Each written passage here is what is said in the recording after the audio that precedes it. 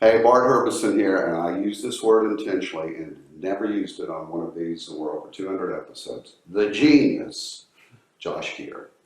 So with Lady A, you write Need You Now, and it's the first single off their second album, and you're following the Tom Douglas song, Run to You. Yeah. Was that the first time you'd ever written? Take us back to that room that It was day. the first time we ever met. What? Yeah, that was Because I feel there's some chemistry in that song, man. It was magic. It was 4 months that writing appointment had been in the books. I didn't even know it was coming, but it had been set based on their tour dates. They were only going to be in town for 48 hours. They came in off the road. They were out, obviously, promoting the first album, and Run to You was coming out, which became their first number one, but it hadn't peaked yet. Right. Hillary wasn't feeling perfect. She probably should have just gone home and gone to bed. Charles never should have been in my studio because it was his wife's birthday. He should have, and they were home for 48 hours, right? They're here for a pit stop. Yeah, they were here for a pit stop. They should have been washing their clothes, spending time with the people they needed to see, and doing that. But, man, they were so hungry. They wanted it so badly. They were writing all over the walls, all over the floor, all over themselves. I mean, they were just writing as much as they could. So for whatever reason, they showed up in my office that day.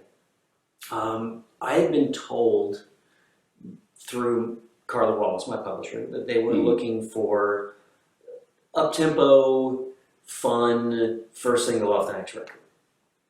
That's not exactly what this song No, exactly. So we were about, I think they were on their third single, so they were getting ready to really start that next album cycle. Yeah, because Run You was the third single. Yeah. And they weren't even sure they were going for it. So we were really getting to that point where they were going to be really thinking about cutting fairly soon. So after Carla told me that, I spent some time on my own trying to start exactly what I thought they needed.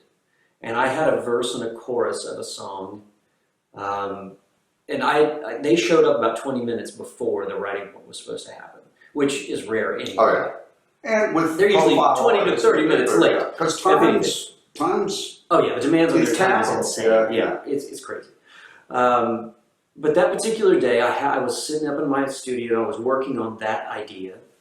And I didn't even hear him open the door because I probably had the music too loud. And the next thing I know is Charles comes bursting into my office, never seen the guy before, didn't know him. And he's like, "Are we writing that?" And I was like, "We can." Absolutely. So they were here, and then the other two came in, and I stopped what I was doing. We all said hi, and he's like, "Well, play it for us." And I played it for them from the beginning. And they loved it exactly the way it was. We wrote a second verse and a bridge. This is Need You Now? No. Oh, okay. No, that's the whole point. It's like, well, no. okay. So we finished this up-tempo, fun, feels fairly radio obvious kind of song. And as soon as we're done, we've literally not spent more than an hour and a half together. And I thought it would be hugs and high fives and they'd walk out the door. And instead, we finished it and Charles was like, "Hey, can we write another song?" That's why they did what they did. Yeah, exactly. And of course, it's really early in the day. They showed up early. We wrote one fast. And lessons, people. Yeah. Lessons here. I was like, yeah, absolutely. So Charles grabs a guitar. And anybody that knows Charles, or especially knew Charles then, he didn't really play guitar. I mean, he knew some chords, but he wasn't really a guitar player by any means. Dave was definitely the guitar player. And underrated, by the way. That guy's got that Clapton kind of feel. Oh, yeah. And so Charles grabs the guitar, and I don't even remember if we used the same two chords that he had, but he had the opening line for what became Need You Now. Picture perfect memories scattered all around the floor. He had that line. That was what he had. There wasn't anything else. Poetry, by the way. I know. It was beautiful. And he played it for us, and if I remember correctly, I turned around and went, reaching for the phone because I can't find it anymore. And it was like, okay, here we go. And it still only took a few hours. I mean, we didn't spend a long, long time on it. Of course, in my mind, I was like, kind of doesn't matter what the second one is because we already have the one we're after. Hubris is a dangerous dangerous thing to have too much of, and I definitely probably did at that moment in time because I thought I knew exactly what I was doing. I thought I knew exactly how to help them, and it turns out they were helping me. Well, I do use the word genius because you're a poet. That doesn't always translate to songs, but lyrically, there's never been a better one in the history of this town, Josh. Let me tell you, I'm going to kind of interview myself for a second about this song. Great. It's, everybody won't admit it, but we've all been through that. Like, in your mind, have they broken up? Is it a temporary separation? What's going on? Either way, Yeah. there's angst. Something's going on, hot, cold. Mm-hmm. How many millions of songs about that have people written? Nobody ever wrote it this well. And if you haven't seen it, go read the lyrics to this.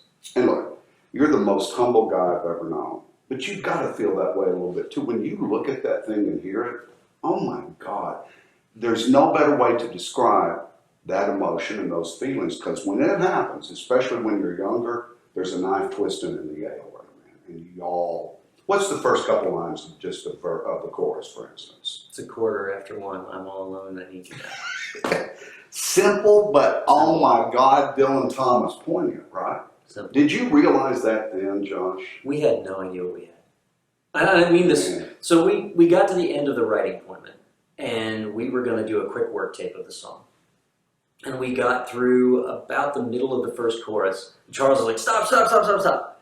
And we stopped playing. I'm doing work tape that day. Yeah, that day. We were trying to do the work tape. And he turns around and he goes, Josh, he goes, and I mean this in the nicest possible way. He goes, we need you to not sing.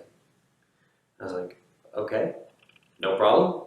He goes, when we listen back, we need to hear what it sounds like with us doing it.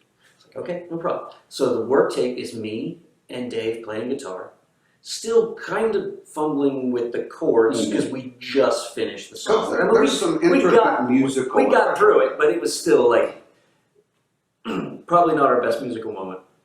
And then Hillary, who wasn't feeling perfectly, is at about a B+ on her game. So it's not her best vocal either. It's nowhere near the magical vocal that ends up on the record. They're still working out vocal harmony arrangements as on the fly as we're playing it down. So we played it through one full time, and that was it.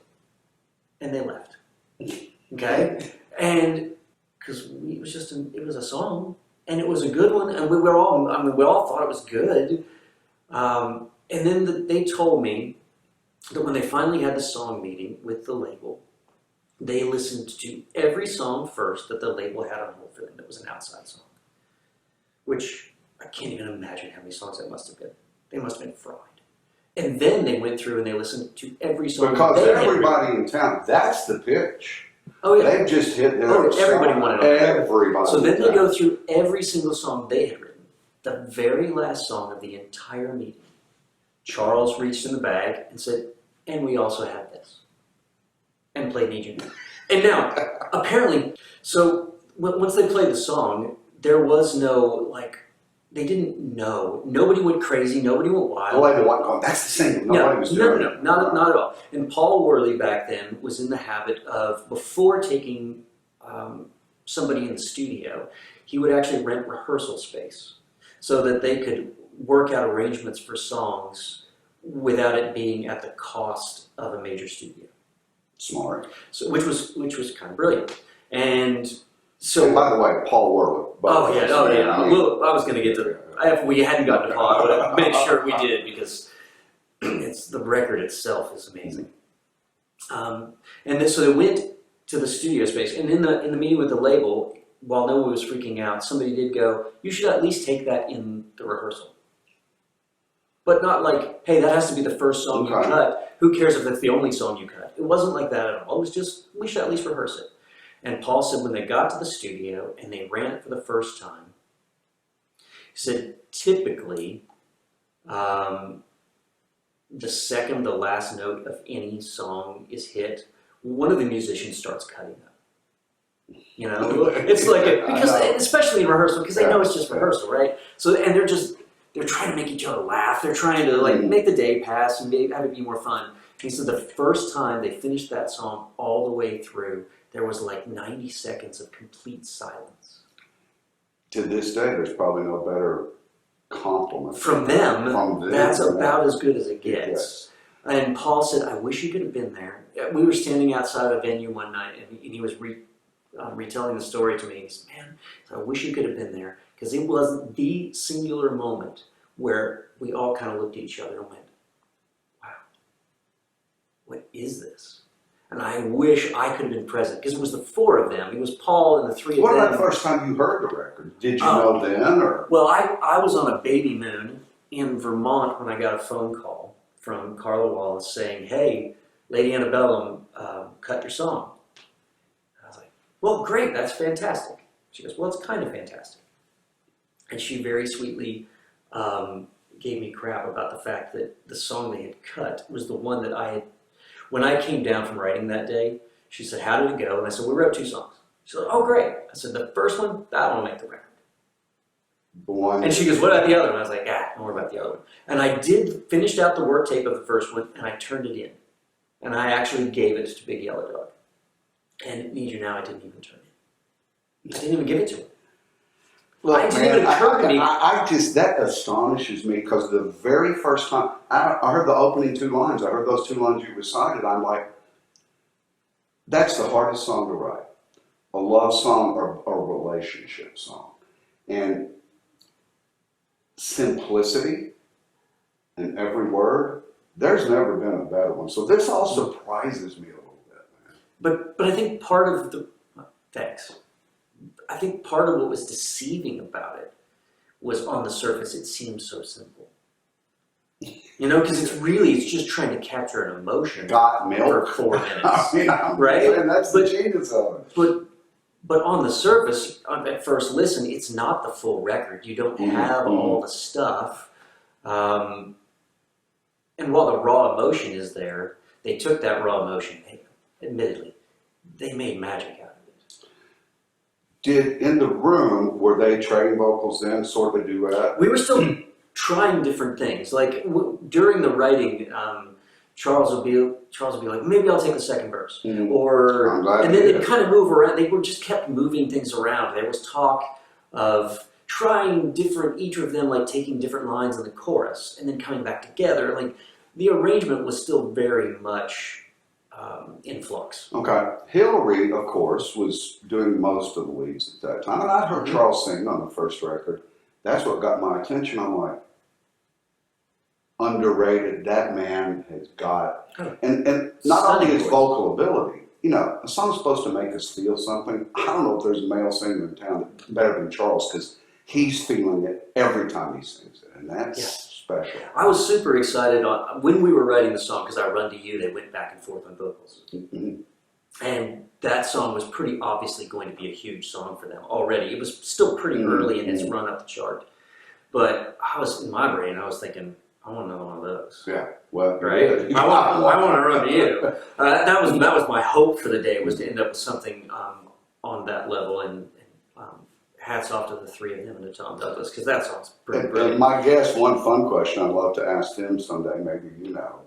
They fought the battle for years, whether they were a couple. Right. That didn't help. That was part of no, that was actually part of the magic. Was it? That was part of the, when people were listening to that song and didn't know if they actually were a couple, man, it sounds super real, right? And the video. The video, you're thinking, you can feel it, man. You were thinking, not only have they been through this, they've been through this together. Right.